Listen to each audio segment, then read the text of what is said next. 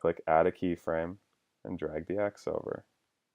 So that's the basic process. It is a little time consuming, but that's the general idea to make the arrow move. So we're just going to finish this up here, drag it over, and moving down here is just as simple as doing two-finger drag, just like you're used to in Mac to move things around.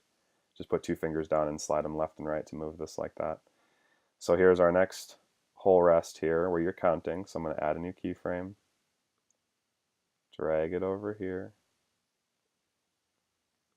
move that playhead again, oh, right about there, add a new keyframe. We're going to move the x-axis up right here, drag the playhead, add a new keyframe, drag this over, and I like to go all the way to the end here. So we're going to go like that, and then we're going to add one more keyframe and have the x-axis move over here. Actually, I don't even know if I did that right. So in this case, I think I want to go all the way to the end, because let's see here. You go. Oh, looks like beat 4 got cut off when you did it. Okay, well then maybe that'll work. So anyway, that's the basic idea. If I zoom back out here, I'm going to pinch in to make this a little more visible. I think you can press Shift Z. Yeah, that'll resize it to the space you have down here. And I'm going to zoom out a little bit here so I can see more of the video. We'll just go to Fit. Now what I can do is I can play it from the beginning, and I can either do that here, or actually, in fact, what I can do is if I click here to move the playhead to the beginning, click this button here, this will bring us into full screen. Now I'm going to pause it here for a second. Don't worry if the quality's not too good here on the screen, because the video is still rendering. It's rendering in real time. So even though it looks grainy in here, when you render the file at the end, then it will look like how it's going to look for when the kids see it.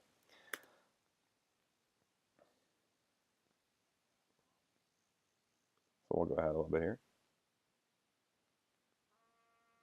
Now our green arrow is moving. Now you'll notice that the motion of the arrow, it's not linear. So it's going and then it's stopping at the bar line. If you care about that, there's a way to change it. And I don't know why Apple does this, but if we select our arrow here. So we're going to click on the arrow. We're going to go up and we're going to hit this transform. Right here, all these little diamonds are our keyframes, or where we positioned them. I'm going to zoom in just a little bit here so we can see them a little bit better. So each of these diamonds represents that keyframe that we put in where we change the position. If we two-finger click, we have two options for motion. Smooth is the default. I don't know why, because linear is better.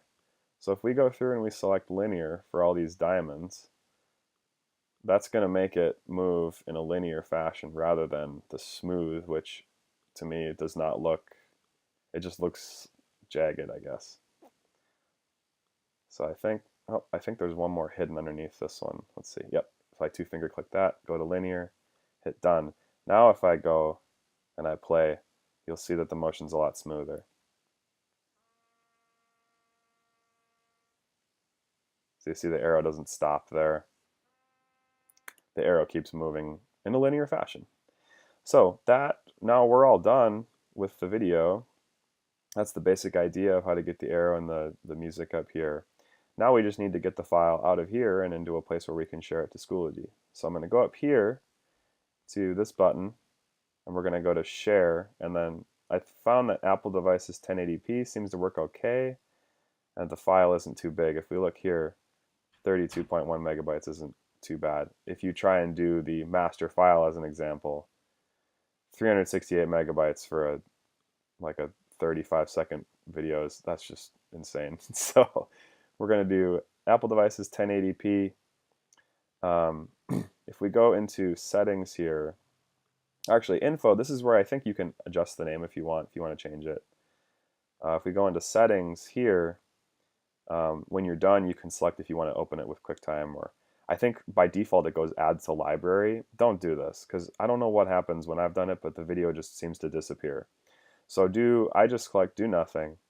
I hit next, and then it's going to prompt me to save it. And I've got a little folder here pulled up where I'm saving all these files. So I'm going to name it 07 trumpet, hit save, and then what it's going to do is it's going to basically render this video. You can watch this happen right up here in this button where it says background tasks and sharing, and this is where this is going to happen. Now I'm guessing that because I'm recording the screen using QuickTime, this is going very slowly right now. Normally this will be, pretty quick, not this slow. But that's the basic idea. So then, once it's finished, you'll have the file. It'll appear in your Finder. In my case, I have this in movies and then just a 07. So here it's rendering and it's going to appear here. And then I have it and I have the file ready to share. So that's the basic idea. When you want to make a new project, just go through the same process. If we select our library sidebar here, again, all these here are our projects. So let's say the next one I'm going to do is trombone. I can go up to File, New, Project, and then name it 07 trombone, and then just go through the same process that we just went through. So if you have any questions, let me know. Hopefully this clears up some questions you had about how to work the software. I by no means am an expert with anything in Final Cut, so this has just all been trial and error and just a little bit of research I've done on YouTube and other things, reading the manual. So yeah, that's it. Again, let me know if you need any help, and good luck.